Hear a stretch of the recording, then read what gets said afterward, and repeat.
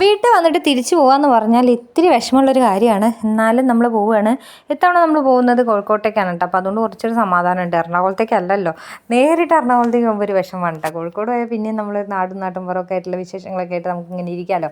അപ്പോൾ ഇതെനിക്ക് ഒരുപാട് ഫേവറേറ്റ് ആയിട്ടുള്ള സ്ഥലമാണ്. ഈ ഒരു ഭാഗത്ത് നിന്നിട്ടാണ് ഞാൻ കോളേജ് പഠിക്കുമ്പോൾ മുതലേ കണ്ണെഴുതലും പൊട്ടിടലും മുടികെട്ടലൊക്കെ ചെയ്യുന്നത്. അപ്പോൾ നമുക്ക് ഇന്നത്തെ ബ്രേക്ക്ഫാസ്റ്റ് പുട്ടും പപ്പടവും പഴവും പിന്നെ മീൻകറി ഉണ്ടായിരുന്നു. ഞാൻ ചോറാണ് തിന്നത്. എനിക്ക് ചോറ് തിന്നിട്ട് പുറത്തിറങ്ങാനാണ് ഇഷ്ടം. അപ്പോൾ എനിക്കൊരു ധൈര്യം ഫീൽ ചെയ്യും ചോറൊക്കെ തിന്നിട്ട് പോകുമ്പോൾ. അതാണ് നമുക്കിന്ന് കൊണ്ടുപോകാനുള്ള ഭാണ്ഡക്കെട്ടുകളാണ് ഇപ്പോൾ കണ്ടത്. വീട്ടിലേക്ക് ഇങ്ങോട്ട് വരുമ്പോൾ 1-2 ബാഗേ ഉണ്ടാവുള്ളൂ. അതിലൊരു സാധനം ഉണ്ടാവില്ല. പക്ഷേ തിരിച്ചു പോകുമ്പോഴായിരിക്കും സാധനങ്ങൾ നിറച്ചിട്ടായിരിക്കും ഞാൻ പോവുക. അപ്പോൾ അമ്മ എല്ലാ തവണയും അമ്മ പറയും കേട്ടോ, എന്തൊരു വെയിറ്റാന്ന്. എനിക്കറിയില്ല, ഇവിടെ വന്നിട്ട് ഞാൻ എന്താ നീ വലിച്ച് കൊണ്ടുപോകണമെന്ന് പടച്ചോര് മാത്രമേ അറിയുള്ളൂ. അവിടെ ചെന്ന് നോക്കുമ്പോൾ കാര്യമായിട്ടൊന്നും ഉണ്ടാവില്ല, എന്നാലും നിറച്ചുണ്ട് സാധനം. അപ്പോൾ അങ്ങനെയുള്ളവരൊക്കെ ഉണ്ടെങ്കിൽ ജസ്റ്റ് കമൻറ്റ് ചെയ്യുക, വീട്ടിൽ പോകുമ്പോൾ ഇതേപോലെ തിരിച്ചു പോകുന്നവർ. അപ്പോൾ ഇത്തവണ നമ്മൾ പോകുമ്പം ആരും നമ്മളെ കൊണ്ടാക്കാൻ വേണ്ടി വരുന്നില്ല. സാധാരണ ആരും അങ്ങനെ വരാൻ ഞാൻ സമ്മതിക്കാറില്ല.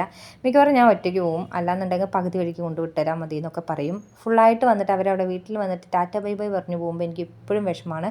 അപ്പം നമ്മൾ കയറിയ ബസ്സിലാണ് ഏട്ടൻ കയറിയിട്ടുണ്ടായിരുന്നത്. എറണാകുളത്ത് നിന്ന് ഏട്ടൻ വരികയായിരുന്നു. അപ്പോൾ ഏട്ടൻ പറഞ്ഞ ഒരു സമയം അഡ്ജസ്റ്റ് ചെയ്ത് നമ്മൾ കുറ്റിപ്പുറത്ത് പോയിട്ട് കയറുകയാണ് ചെയ്തിട്ടുണ്ടായിരുന്നത്. അങ്ങനെ തിരിച്ച് നമ്മൾ രാമനേട്ടർ എത്തിയിട്ടുണ്ട്. വീട്ടിൻ്റെ ഫ്രണ്ടിലെത്തിയിട്ടുണ്ട്. അച്ഛനെ കണ്ടു, അച്ഛനോട് സംസാരിച്ചു. അത് കഴിഞ്ഞതിന് ശേഷം നമ്മൾ നേരെ വീട്ടിലേക്ക് കയറി. അപ്പോൾ ചിക്കൻ കറിയും ചക്കയും ബീട്രൂട്ട് ഉപ്പേരിയൊക്കെ അമ്മ ഉണ്ടാക്കി വെച്ചിട്ടുണ്ടായിരുന്നു. അപ്പോൾ അതൊക്കെ കൂട്ടി നല്ലൊരു ഊണൊക്കെ ഉണ്ട്. ഉഷാറായിട്ടൊന്ന് കുളിച്ചപ്പോഴേക്കും നല്ല സമാധാനമായി.